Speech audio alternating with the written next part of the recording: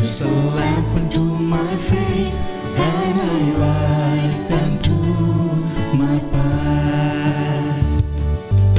Thy word is a lamp unto my feet, and a light unto my path.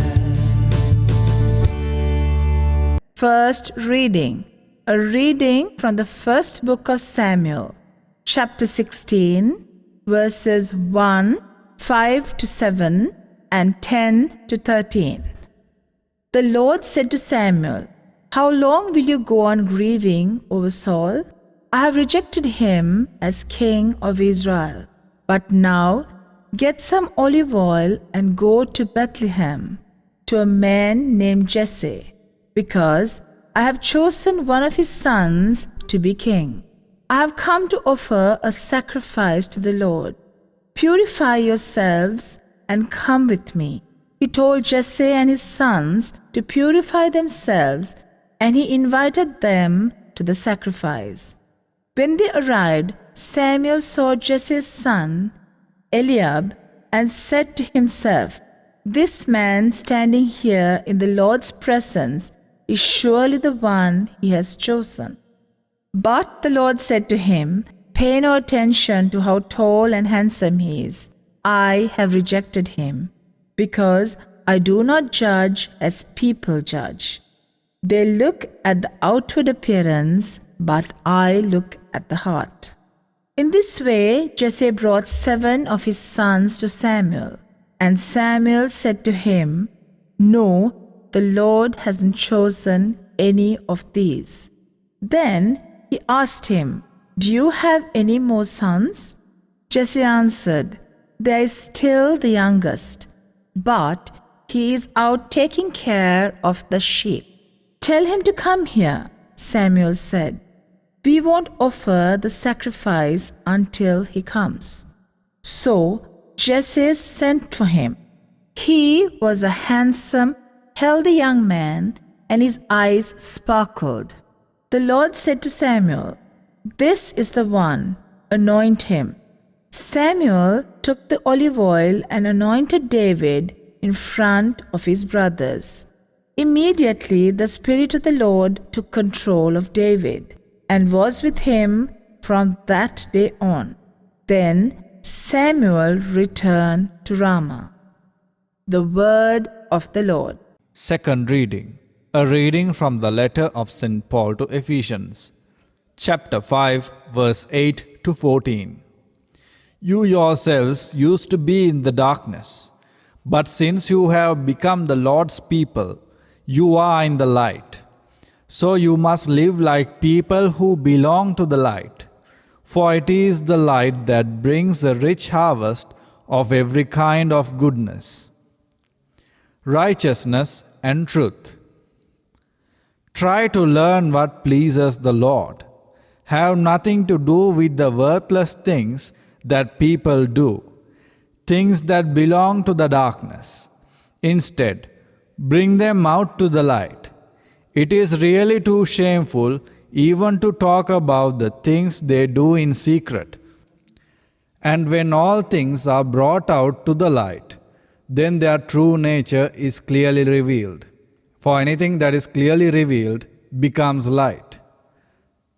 That is why it is said, "Wake up, sleeper, and rise from death, and Christ will shine on you." The word of the Lord.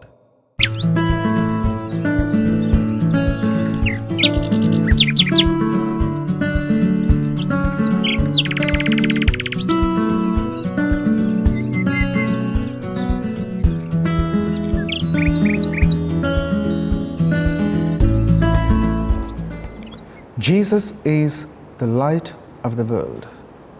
When we are lighted by Jesus himself, we begin to see things clearly, even in the dark. A reading from the Holy Gospel according to St. John. As Jesus was walking alone, he saw a man who had been born blind. His disciples asked him, "Teacher, whose sin caused him to be born blind? Was it his own or his parents' sin? Jesus answered, his blindness was nothing to do with his sins or his parents' sins. He is blind so that God's power might be seen at work in him. As long as it is day, we must do the work of him who sent me. Night is coming when no one can work. While I am in the world, I am the light for the world. After he said this, Jesus spat on the ground and made some mud with spittle. He rubbed the mud on the man's eye and told him, "Go and wash your face in the pool of Siloam." This means sent. So the man went, washed his face, and came back seeing. His neighbors then and the people who had seen him begging before this asked, "Isn't this man who used to sit and beg?" Some said, "He is the one." But others said, "No, he isn't. Just he looks like him." So the man himself said, "I am the man. How is it that you can see?" They asked him. He answered, "The man called Jesus made some mud, rubbed it on my eyes, and told me to go to Siloam and wash my face. So I went, and as soon as I washed, I could see." "Where is he?" they asked. "I don't know," he answered. Then they took to the Pharisees the man who had been blind. The day that Jesus made the mud and cured him of his blindness was a Sabbath. The Pharisees then asked the man again how he had received his sight. He told them, "He put some mud on my eyes and washed my face, and now I can see."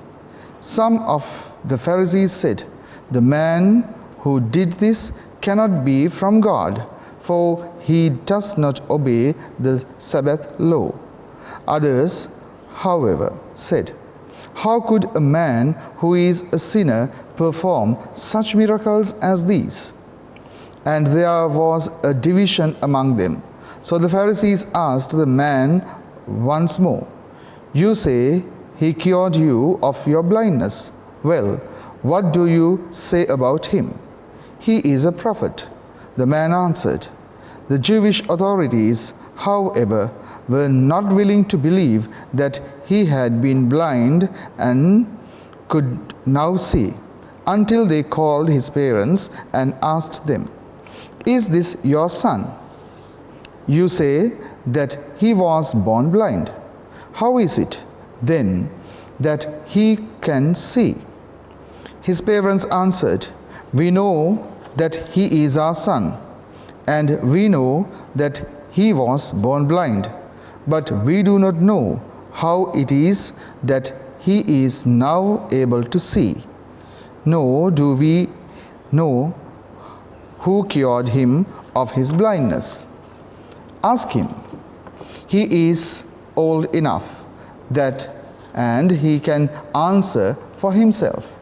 His parents said this because they were afraid of the Jewish authorities, who had already agreed that anyone who said he believed that Jesus was the Messiah could be expelled from the synagogue. That is why his parents said, "He is old enough, ask him."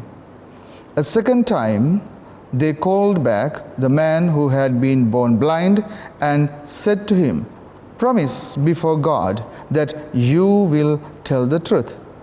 We know that this man who cured you is a sinner. I do not know if he is a sinner or not." The man replied, "One thing I do know. I was blind and now I see." "What did he do to you?" they asked. "How did he cure you of your blindness?" "I have already told you," he answered, "and you would not listen. They do you Why do you want to hear it again? Maybe you too would like to be his disciples. They insulted him and said, "You are the fellow's disciple, but we are Moses' disciples. We know that God spoke to Moses. As for that fellow, however, we do not even know where he comes from." The man answered, "What a strange thing that is. You do not know where he comes from. But he cured me of my blindness. We know that God does not listen to the sinners. He does listen to people who respect him and do what he wants them to do. Since the beginning of the world, nobody has ever heard of anyone giving sight to a person born blind. Unless this man came from God, he would not be able to do a thing." They answered, "You were born and brought up in sin, and you are trying to teach us?" They expelled him from the synagogue. When Jesus heard what had happened, he found the man and asked him, "Do you believe in the Son of Man?"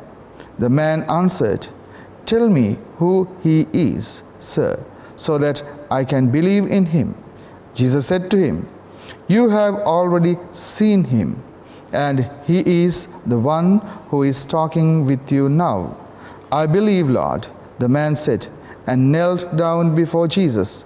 Jesus said, "I came to this world to judge, so that the blind should see, and those who see should become blind." Some Pharisees who were there with him heard him say this and asked him, "Surely you don't mean that we are blind too?" Jesus answered, "If you were blind, then you would not be guilty. But since you claim that you can see, this means that you are still guilty." This is the saving gospel of the Lord. Today in the gospel, we see, at the end of the gospel, Jesus states, "If you were blind, then you would not be guilty.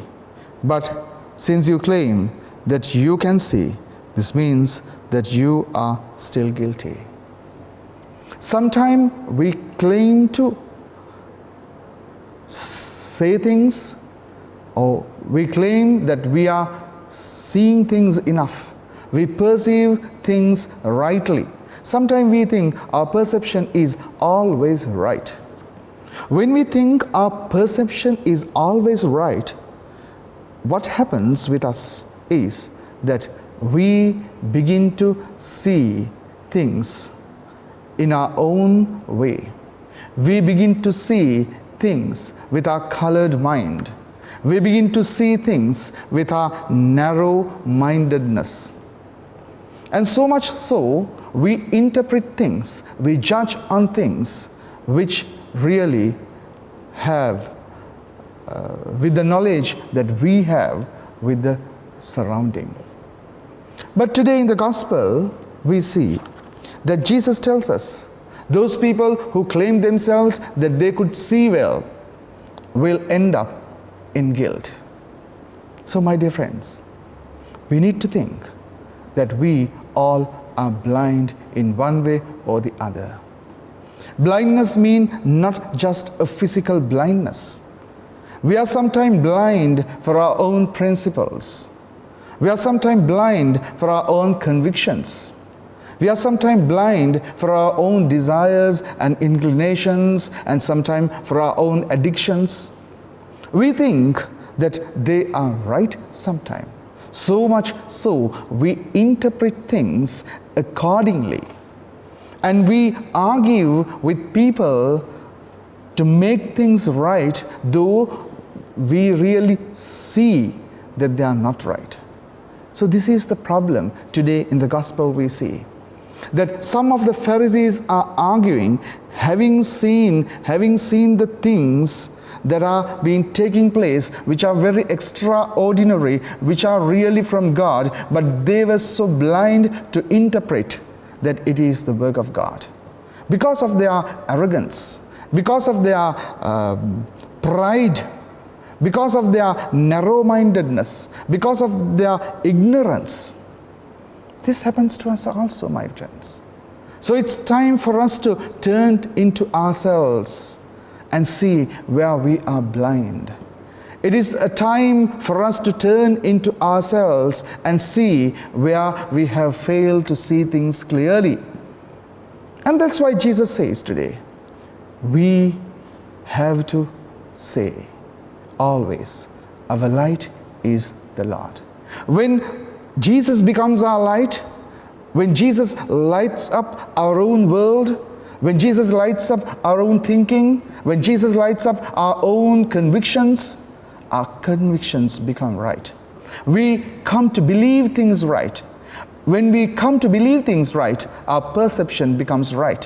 When our perception becomes right, we are always right, because it's not we who see, it is Jesus who sees with us. So let's ask the Lord to light up our world, light up our life. And when we make Jesus our light, we become like Him. Amen. Sri Wachanayano